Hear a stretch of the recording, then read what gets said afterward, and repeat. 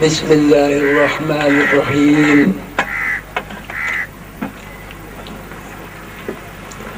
لو أنزلنا هذا القرآن على جبل لرأيته خاشعا متصدعا من خشية الله وتلك الأمثال نضربها للناس لعلهم يتفكرون.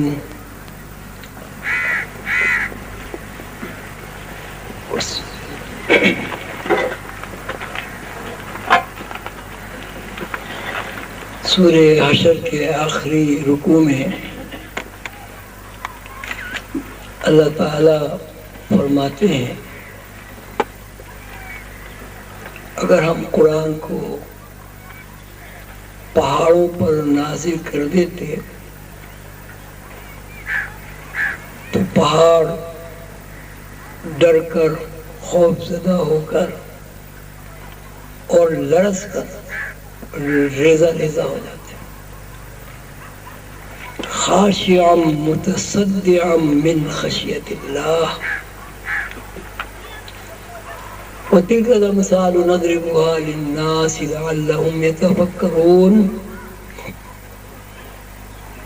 اور اللہ تعالیٰ مثالیں دے کر انسانوں کو بتاتا ہے تاکہ لوگ آسانی کے ساتھ اللہ کی بتائی ہوئی باتوں پر غور و فکر کریں. قرآن کا نزول اور پہاڑوں کا تذکرہ، قرآن کی طاقت کا تذکرہ اور پہاڑوں کی مضبوطی کا تذکرہ ہمیں اس طرح متوجہ کرتا ہے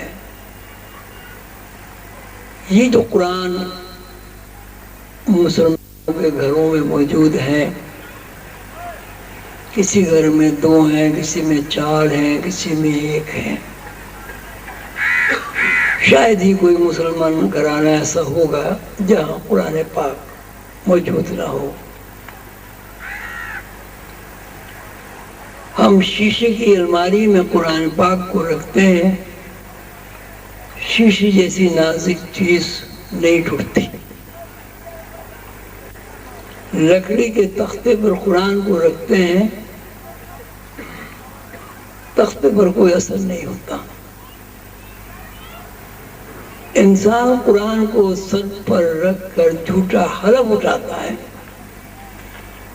انسان کی جسم میں، باڈی میں کوئی دراڑ نہیں پڑتی، کوئی تراش خراش نہیں ہوتی، کوئی بوجھ نہیں محسوس ہوتا. تو اللہ تعالیٰ نے یہ فرمانا لو انزلنا ھذا القرآن، اگر ہم اس قرآن کو پہاڑوں پر نازل کر دیتے تو پہاڑ ریزہ ریزہ ہو جاتا. اب کسی پہاڑ پر آپ 1,00,000 قرآن شریف لے جا کر رکھ دیں، پہاڑ پر کوئی کچھ بھی نہیں ہوگا. تو اللہ تعالیٰ کے اس فرمان میں اللہ تعالیٰ کہتا ہے مثالیں دے کر بیان کر، اس لیے کہ انسان مثالوں سے بات آسانی سے سمجھتا ہے. تو یہ جو قرآن ہم پڑھتے ہیں، یہ کچھ جو قرآن ہمارے گھروں میں دفعات بلیات کے لیے رکھا جاتا ہے، برکتوں کے لیے رکھتے ہیں. دلہن جب رخصت ہوتی ہے تو اس کے سر کے اوپر قرآن رکھ کے اس لیے گزار دیتے ہیں کہ دلہن ساری عمر جادو ٹونے اور مصیبتوں سے محفوظ رہے. اس کا تذکرہ اللہ نہیں کر رہا. قرآن ایک مکمل طاقت ہے، ایسی طاقت، ایسی توانائی جو ایٹم سے بھی کہیں زیادہ ہے. کہ قرآن کو اگر ہم پہاڑوں پر، ایک پہاڑ نہیں کہا، جبال، دنیا کے سارے پہاڑوں پر اگر قرآن نازل ہو جاتا تو پہاڑ ریت کے ذرات میں تبدیل ہو جاتے ہیں۔ تو اللہ تعالیٰ قرآن پاک کی اس طاقت کا تذکرہ کر رہے ہیں جو طاقت لائف اسٹریم ہے، اور جو طاقت آج کے دور میں ایٹم ہے، اور جو طاقت آج کے دور میں لیزر بیم ہے۔ لو انزلنا هذا القرآن على جبل لرأيته خاشعا متصدعا من خشية الله۔ قرآن پاک میں اللہ تعالیٰ نے یہ بھی فرمایا ہے لا يغادر صغيرة ولا كبيرة إلا أحصاها۔ قرآن ایک ایسی دستاویز ہے، ایک ایسی مکمل ریکارڈ ہے کہ جس میں دنیا کی، دین کی، زمین کی، آسمان کی، دنیاوی تمام علوم کی، روحانی علوم کی ہر چھوٹی سے چھوٹی اور ہر بڑی سے بڑی بات کا وضاحت کے ساتھ تذکرہ کر دیا گیا ہے۔ لیکن سوال یہ ہے کہ 1500 سال سے مسلمان قرآن پڑھ رہا ہے۔ رمضان شریف میں پورا قرآن سن لیتے ہیں۔ کئی حضرات و خواتین ایسے بھی ہیں جو رمضان میں 10 12 15 16 قرآن ختم کر لیتے ہیں۔ تو قرآن کی توانائی کا تذکرہ اللہ تعالیٰ فرماتے ہیں کہ پہاڑ ریزہ ریزہ ہو جائیں گے، انسان کے اوپر اثر کیوں نہیں ہوتا؟ انسان کا ریزہ ریزہ ہونا تو بات کی بات ہے، اس کی آنکھ سے تو ایک آنسو بھی نہیں نکلتا، کسی غم اور پریشانی سے وہ رو سکتا ہے، لیکن قرآن کی حکمت کی غفلت کی بنیاد پر اس کے اندر کوئی احساس نہیں ہوتا۔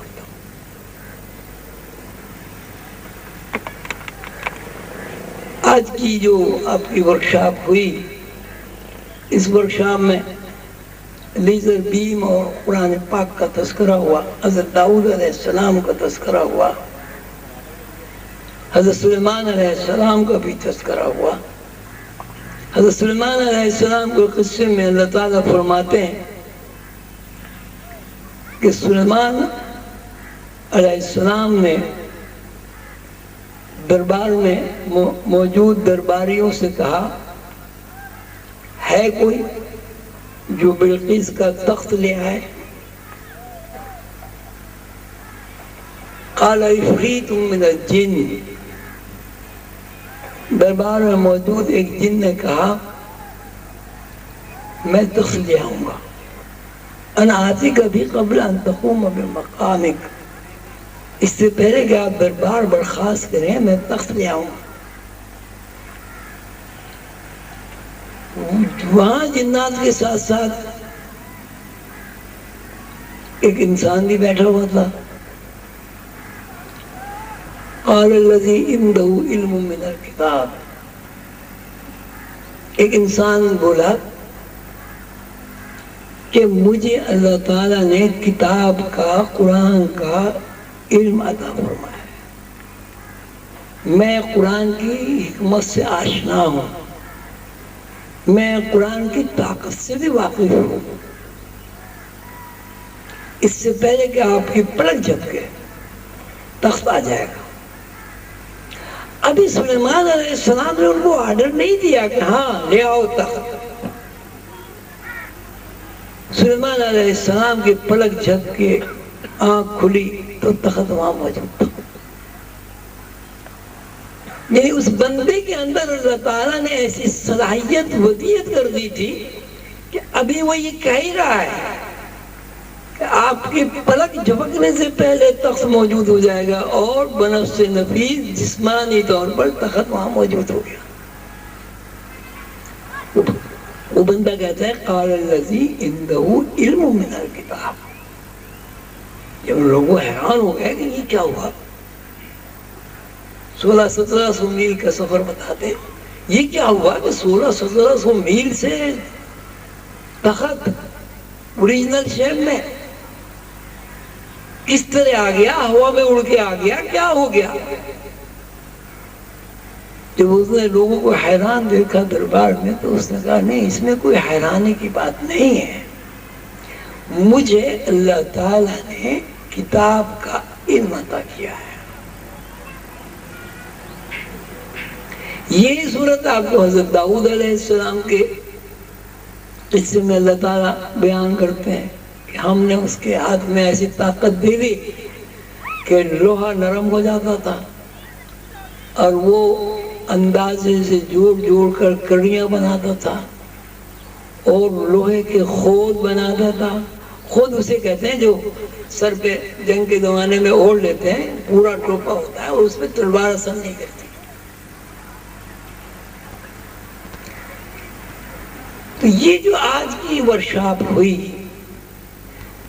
اس کے پیچھے اگر قرآنی حکمت تلاش کی جائے تو وہ یہی ہے کہ اللہ تعالیٰ نے مسلمانوں کو ایک ایسی دستاویز عطا کی ہے رسول اللہ صلی اللہ علیہ وسلم کے واسطے اور وسیلے سے کہ اس کتاب سے جو چاہے کام دے سکتا۔ اس میں اور بہت قصے بھی ہیں، مثلا حضرت عزیر کا قصہ ہے کہ وہ بستی سے گزرے، انہوں نے کہا کہ اللہ تعالیٰ آپ یہ فرماتے ہیں کہ میں دوبارہ زندہ کر دوں گا، آباد کر دوں گا، یہ بستی تو بالکل سب لوگ مر گئے، مکان گر گئے، آثار قدیمہ ہو گئے، یہ دوبارہ بستی کیسے آباد ہوگی؟ اللہ تعالیٰ نے یہ بات سن لی، سنتے ہی یہ سب باتیں سو گئے، ساتھ میں ان کی گدھا بھی تھا، ناشتدان میں کھانا تھا۔ اب جب سو کے اٹھے تو ناشتدان کھولا، کھانا اسی طرح محفوظ تھا جس سے ڈیپ فریز میں کھانا محفوظ ہوتا ہے۔ جب گدھے کو دیکھا تو اس کی جو ہڈیاں ہیں وہ بھی راکھ ہو چکی تھی۔ ہڈی بہت دیر میں راکھ ہوتی ہے، جسم تو گل سڑ جاتا ہے لیکن ہڈی بہت دیر میں راکھ ہوتی ہے۔ اللہ تعالیٰ نے کہا کہ دیکھو تمہارا گدھے کو دیکھو، اب بستی کو دیکھو، وہ بستی ہے نا پورا شہر آباد تھا، چہل پہل۔ اسی طرح حضرت ابراہیم علیہ السلام نے اللہ تعالیٰ سے فرمایا کہ اے اللہ، آپ کہتے ہیں کہ مرنے کے بعد دوبارہ ہم زندہ کر دیں گے، کس طرح زندہ کر دیں گے؟ کس طرح زندہ ہو جائیں گے سارے لوگ؟ اللہ نے فرمایا کیا تمہیں یقین نہیں ہے؟ حضرت ابراہیم علیہ السلام نے کہا اللہ تعالیٰ آپ کی ہر بات میں مجھے یقین ہے، لیکن میں ایک دلی اطمینان چاہتا ہوں، دیکھنا چاہتا ہوں، مشاہدہ کرنا چاہتا ہوں۔ اللہ تعالیٰ نے فرمایا 4 پرندے لو، سب کو ذبح کرو اور سب کو ایک جگہ خیمہ میں ڈالو، اس کی ڈھیری بنا کے ایک پہاڑی پہ رکھ دو اور پرندوں کو اللہ کے نام پر بلاؤ۔ جیسے حضرت ابراہیم علیہ السلام نے اللہ کے نام پر پرندوں کو بلایا، وہ پرندے زندہ ہو گئے۔ حضور قلندر بابا اولیاء رحمۃ اللہ علیہ سے جب میں نے اس بارے میں استفسار کیا اور پوچھا کہ کیا صورت ہوئی، تو انہوں نے فرمایا کہ بھائی ایسا ہوا کہ خیمہ ایک جگہ رکھا ہوا ہے 4 پرندوں کا، ایک کبوتر ہے، ایک مرغی ہے، چڑیا ہے، فاختہ ہے۔ تو جب حضرت ابراہیم علیہ السلام نے اللہ کا نام دے کر انہیں بلایا کہ تم زندہ ہو جاؤ، تو جس پرندے کی جو بوٹی تھی، جس پرندے کی جو ہڈی تھی، وہ وہاں سے الگ الگ اٹھی اور ہر پرندے کے اندر جمع ہو کے 4 پرندے زندہ ہو گئے۔ لیکن مرغی جب زندہ ہوئی تو مرغی کی بوٹی چلی گئی وہاں سے، کبوتر سے تو کبوتر کی بوٹی چلی گئی، چڑیا کو سے، اور وہ چاروں پرندے۔ اب اس سے یہ بھی بخوبی اندازہ ہوتا ہے کہ اللہ تعالیٰ کسی چیز کو سمجھنے کے لیے، اطمینان کرنے کے لیے اگر بندہ اللہ سے درخواست کرے تو اللہ تعالیٰ اس کو برا نہیں بناتے۔ اللہ تعالیٰ اطمینان قلب، مشاہداتی طور پر اس کو دکھا دیتے ہیں سب کچھ۔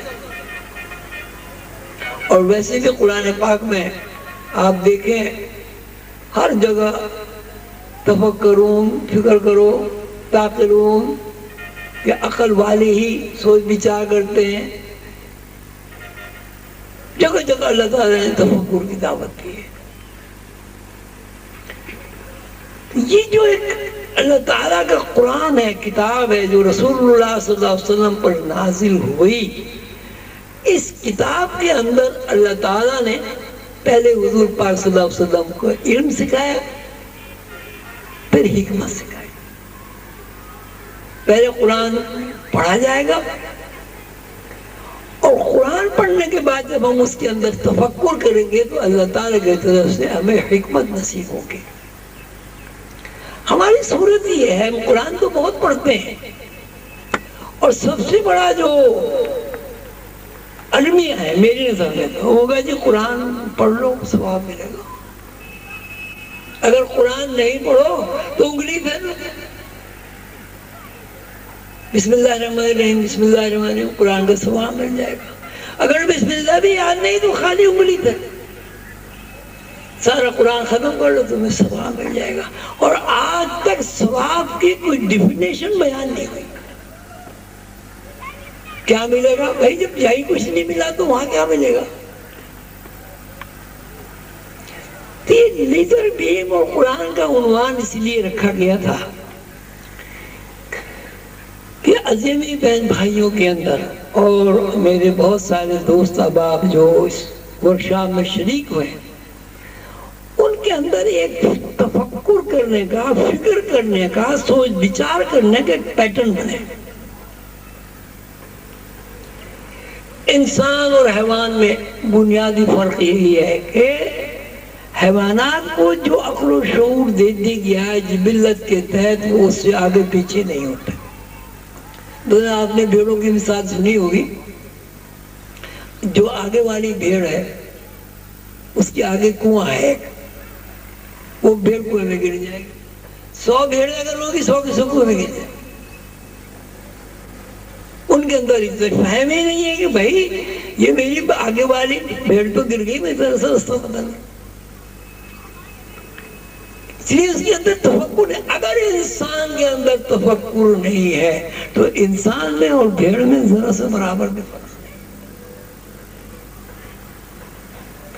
لیزر بیم ہو یا ٹائم اسپیس کی نفی ہو، یا حضرت عزیر علیہ السلام کے قصے میں ڈی فریزر کا قانون بیان ہوا ہو، یہ سب ان لوگوں کے لیے ہے جن لوگوں کے اندر تفکر موجود ہے، جو لوگ سمجھنا چاہتے ہیں، جو لوگ عقل و شعور کو استعمال کرتے ہیں۔ اور اگر عقل و شعور استعمال نہیں کرتے تو پھر ایک حیوان میں اور انسان میں کوئی فرق نہیں ہے۔ جہاں تک عقل کا تعلق ہے، عقل تو یہاں ہر زیرو میں موجود ہے، چڑیا میں بھی موجود ہے، ٹڈے میں بھی موجود ہے، چھوٹی سے چھوٹی چیونٹی میں بھی موجود ہے۔ تو انسان میں بھی اگر عقل ہے تو کیا کمال ہو گیا بھائی؟ کتے میں بھی موجود ہے، بلکہ میں تو کہا کرتا ہوں کتے میں زیادہ عقل و شعور موجود ہے۔ انسان اتنا بے بس اور مجبور ہے کہ اپنے مجرم کو پکڑنے کے لیے کتے کا سہارا لینے پر مجبور ہے۔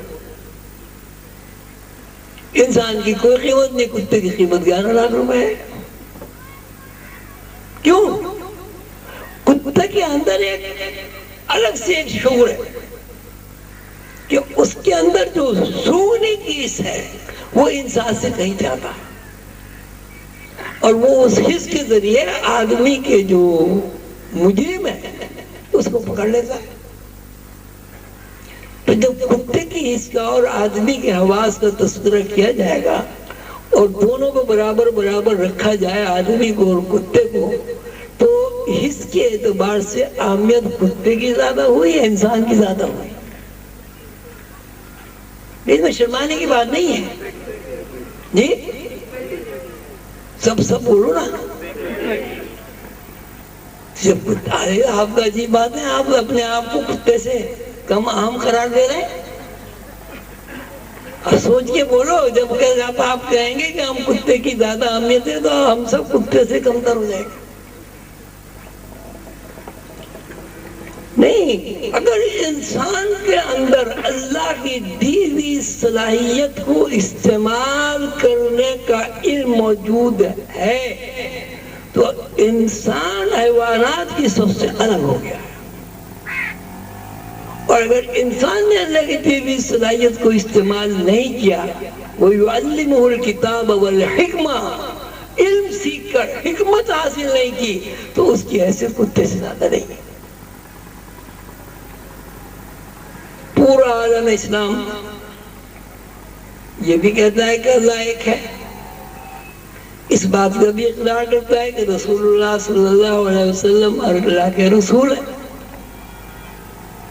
وہ یہ بھی کہتا ہے کہ شرک جو ہے وہ سب سے بری چیز ہے، اللہ تعالیٰ کو سب سے زیادہ ناپسندیدہ ہے. لیکن جب عمل کی ضرورت، عمل کی صورت ہمارے سامنے آتی ہے تو آپ اپنے گریبان میں منہ ڈال کے دیکھیں، میں بھی دیکھ رہا ہوں اپنے گریبان میں منہ ڈال کے، تو ہمارا ہر عمل جھوٹ پر مبنی ہے.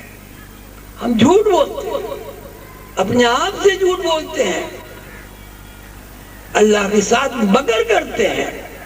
وہ مکر اللہ واللہ خیر الماکرین.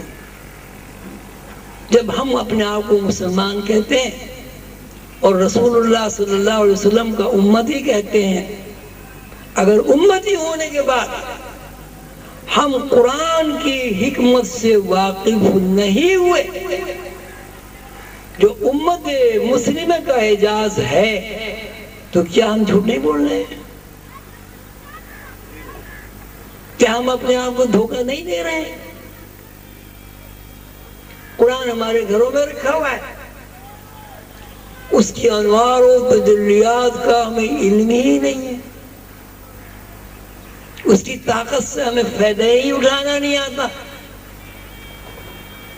قرآن بتاتا ہے کہ ہم نے حضرت داؤد کو علم دیا، اس کے ہاتھ میں ایسی لہریں جمع ہو جاتی تھی جن لہروں سے لوہا نرم ہو جاتا تھا، وہ موڑ کے اس کی زرہیں بنا لیتے تھے.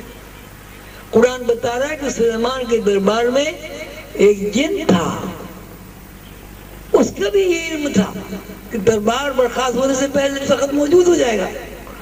ابھی تک سائنس نے اتنی ترقی نہیں کی کہ کسی چیز کو اوریجنل شکل میں ایک جگہ سے دوسری جگہ پہنچا دے. وہاں ایک انسان بھی تھا، وہ کہتے جی میرے پاس تو کتاب کا علم ہے.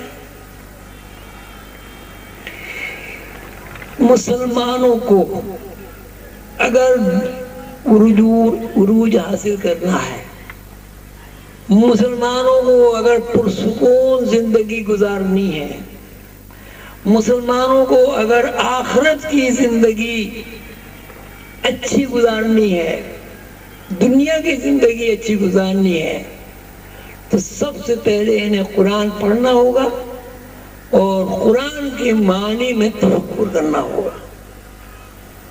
اور قرآن کو سمجھنے کے لیے بنیادی بات جو اللہ تعالیٰ نے فرمائی، الف لام میم ذالک الکتاب لا ریب فیہ، یہ کتاب ایسی کتاب ہے کہ اس میں شک شبہ نہیں ہے.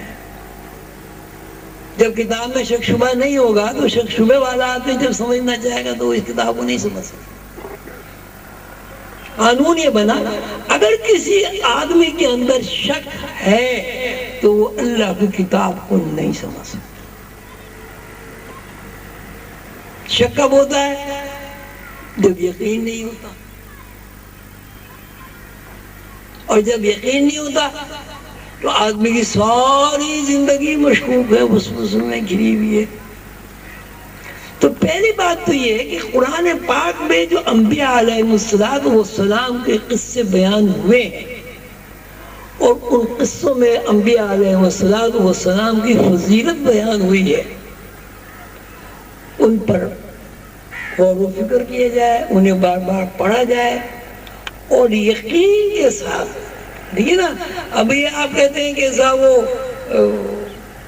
حضرت داؤد علیہ السلام لوہا موڑ دیا کرتے تھے، کبھی کسی کی سمجھ میں یہ بات نہیں آئی۔ آج سائنس نے ترقی کی، لیزر بیم سامنے آئی تو آپ کہیں یہ لیزر بیم تھی جی ان کے ہاتھ میں، لیزر بیم تھی جی ان کے ہاتھ میں۔ تو لیزر بیم کب سامنے آئی؟ جب یقین کے ساتھ ریسرچ کی گئی، ایک نقطے پر ذہن کو مرکوز کر کے مسلسل 1 2 10 20 50 آدمیوں نے اس پر تحقیق کی۔ اب یہ جتنی سائنسی ایجادات ہیں ان کا تعلق سارا کا سارا بے یقینی پر تو نہیں ہے۔ تو آج کی یہ جو ورکشاپ ہے اس کے پیچھے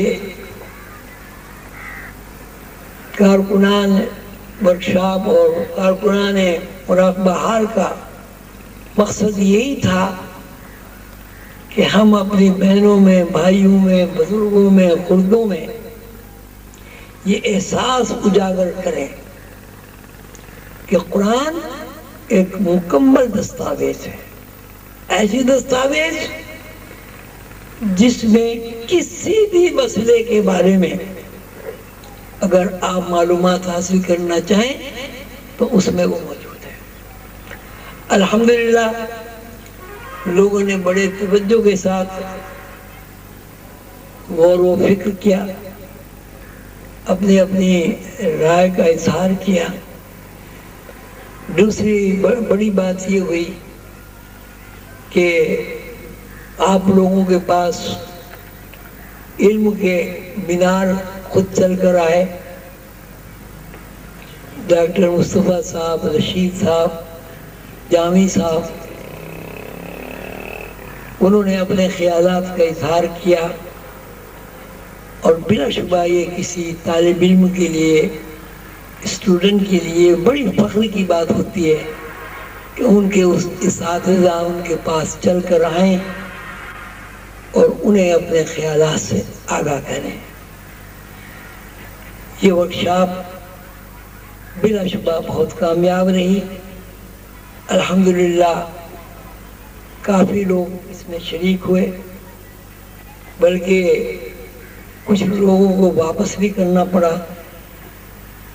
اب آپ حضرات کا یہ کام ہے کہ اس ورکشاپ سے جو آپ کو تفکر ملا ہے، اس ورکشاپ سے جو آپ کو یقین کی دولت نصیب ہوئی، مثلا جتنے بھی لوگ یہاں بیٹھے ہوئے انہوں نے ڈسکشن کیا تو ہر آدمی نے ہر آدمی کی بات سنی، یقین کے ساتھ سنی، اپنی بات کہی یقین کے ساتھ کہی۔ یہ جو 1.5-2 گھنٹے آپ بیٹھے رہے، اس 1.5-2 گھنٹے کے ماحول میں آپ اگر تلاش کریں تو آپ کو کہیں شک اور وسوسہ نہیں رہے گا، اور یہ اللہ تعالیٰ کی طرف سے بہت بڑی نعمت ہے کہ یقین کا ایک ماحول بن گیا، اور یقین کے ماحول میں آپ نے اتنے گھنٹے گزار لیے۔ اس سے یہ بھی پتہ چلتا ہے کہ اگر ہم ذرا سا بھی اپنے آپ کو تیار کریں اور قرآن کے معنی اور مفہوم پر غور کریں تو ہمارے اندر سے شک نکل جائے گا، اور یقین کی طاقت اللہ کی طرف سے ہمیں ملے گی۔ اللہ تعالیٰ فرماتے ہیں وَلَقَدْ يَسَّرْنَا الْقُرْآنَ لِلذِّكْرِ فَهَلْ مِن مُدَّكِرٍ، ہم نے قرآن کا سمجھنا آسان کر دیا ہے کوئی سمجھنے والا؟ اس کو پھر غور کریں، ہم نے قرآن کا سمجھنا آسان کر دیا ہے کوئی سمجھنے والا؟ یعنی اللہ تعالیٰ دعوت دے رہے ہیں کہ اگر تم قرآن کی حکمت پر غور کرو گے تو یہ پھر ہماری ذمہ داری ہے کہ ہم قرآن کا سمجھنا تمہارے اوپر آسان کر دیں گے.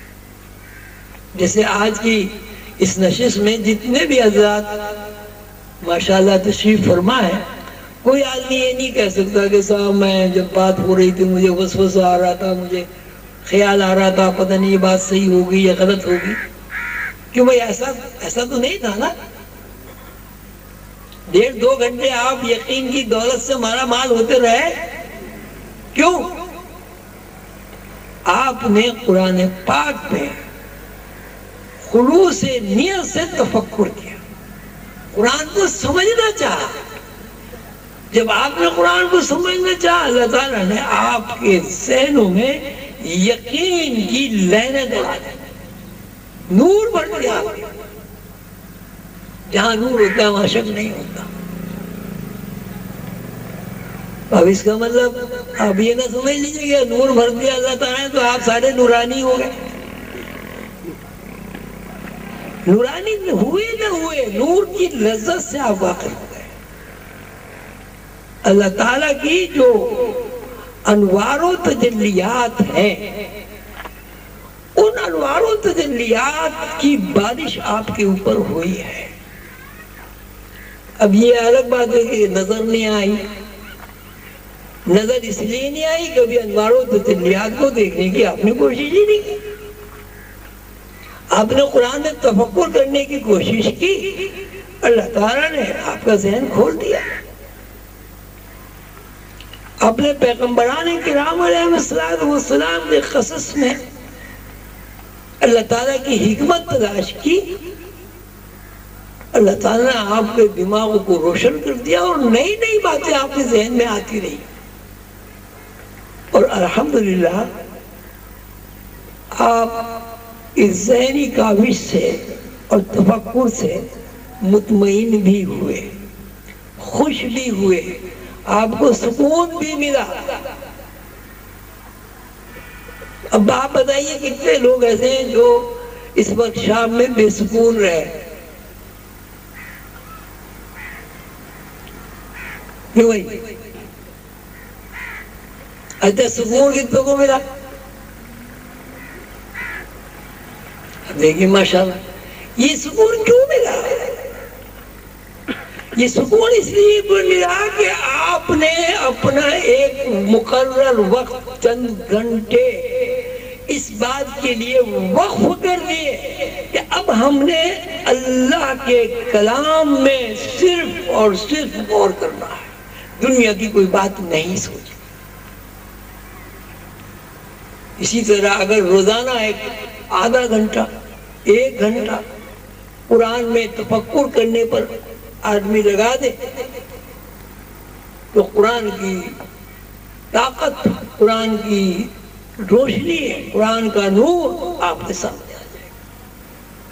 اس بات کو پھر دہرائیں، لو انزلنا ھذا القرآن،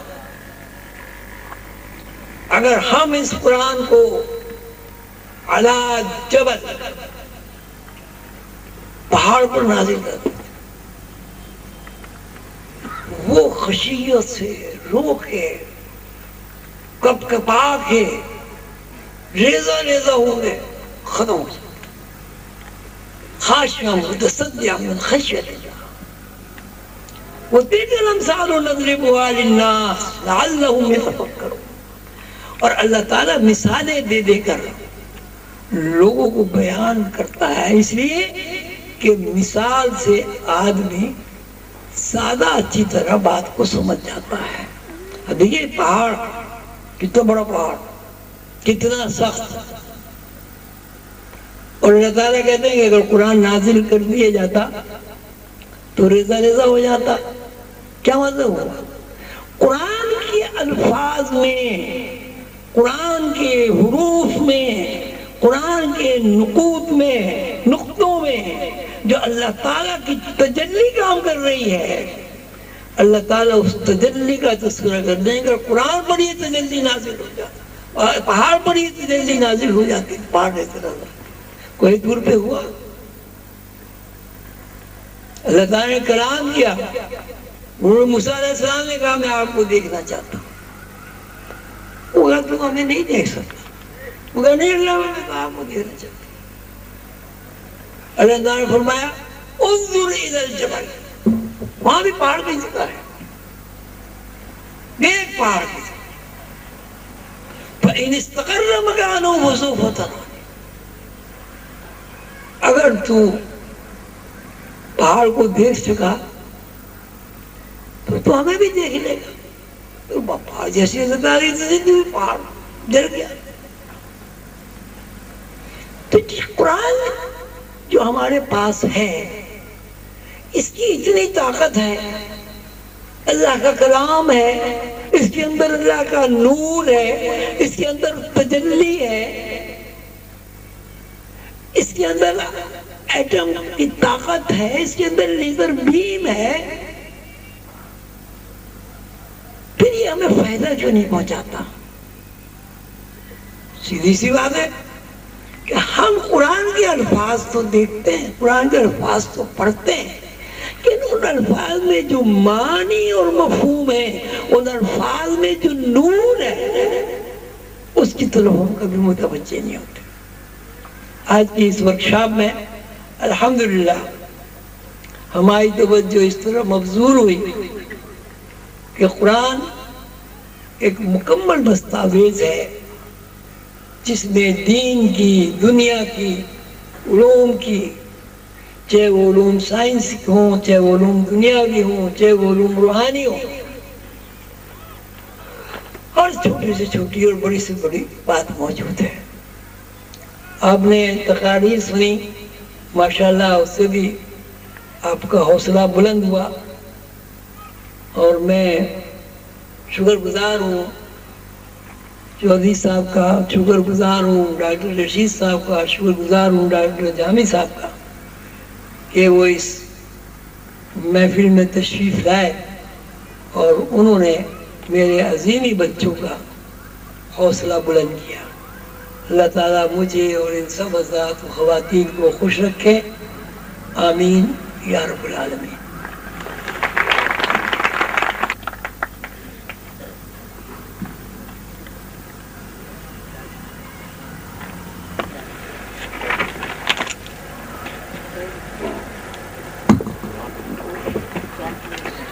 تمام شرکائے ورکشاپ سے گزارش ہے کہ وہ اپنی نشستوں پر تشریف رکھیں، تھوڑی دیر میں چائے آ رہی ہے اور آپ کی نشستوں پر ہی آپ کو آپ کی اسناد فراہم کر دی جائیں گی، تو آپ لوگوں سے گزارش ہے کہ اپنی نشستوں پر تشریف رکھیں۔